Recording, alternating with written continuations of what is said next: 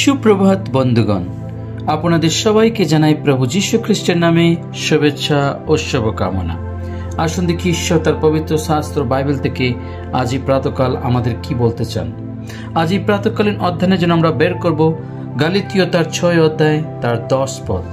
এখানে লেখা আছে, এই জন্য আইসো আমরা যেমন সুযোগ পাই তেমনি সকলের প্রতি, বিশেষত যাহারা বিশ্বাস বাটির পরিজন, তাহাদের প্রতি সৎকর্ম করি। ঈশ্বর তার সুন্দর বাক্যে আমাদের সকলকে আশীর্বাদ যুক্ত করুক, আমেন। আজ এই প্রাতকাল প্রভু তার নিজ বাক্য দ্বারা আমাদেরকে বোঝাতে চান। যখন আমরা এখানে পাঠ করি, আমরা দেখি এই গালাতীয় মণ্ডলীকে পল এই বিষয়টি বলছে এই জন্য আইসো আমরা যেমন সুযোগ পাই। হালেলুয়া।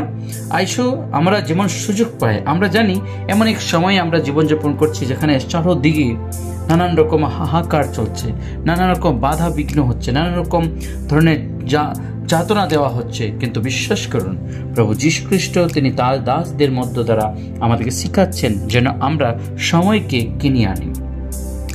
হ্যাঁ বন্ধুগণ, আমাদের মন হৃদয় যেন ক্লান্ত না হয়, কিন্তু প্রভুর উপর সর্বদা যেন আমরা বিশ্বস্ত থাকতে পারি। কারণ লেখা আছে, যাহারা সৎকর্ম করিতে নিঃস্বাদ না হয়, আমাদের জীবন, আমাদের মন, আমাদের প্রাণ, আমাদের খ্রিস্ট জীবন যেন আমরা নিঃস্বাদ যেন না হয়, নিরুৎসাহ যেন না হয়। বন্ধুগণ, আমাদের মধ্যে সেই প্রেম, প্রভুর সেই প্রেম যেন থাকে। তাই বলছেন, এই জন্য আইসো আমরা যেমনই সুযোগ পাই তখনই সকলের প্রতি, বিশেষত যাহারা বিশ্বাস বাটির পরিজন কারা? যারা প্রভু যীশু খ্রিস্টকে নিজ উদ্ধারকর্তা রূপে গ্রহণ করে তার পদচিহ্নে জীবনযাপন করছে, তারা হচ্ছে সেই বিশ্বাস বাটির পরিজন।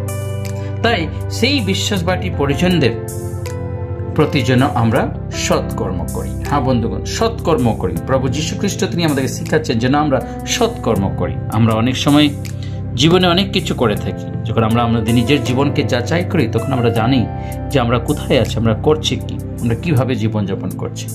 প্রভু সত্যিকার আমাদেরকে ক্ষমা করে থাকেন, তিনি আমাদেরকে সর্বদা সাহায্য করে থাকেন।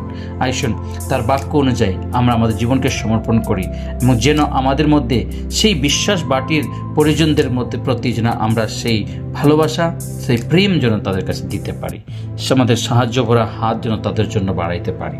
আসুন প্রার্থনা করি, এসব আমাদের জীবনকে প্রভুর হাতে সমর্পণ করি। পবিত্র বাহিনীর সদা প্রভু, তোমায় মহান ধন্যবাদ করি আজকে সুন্দর প্রাতকালের জন্য।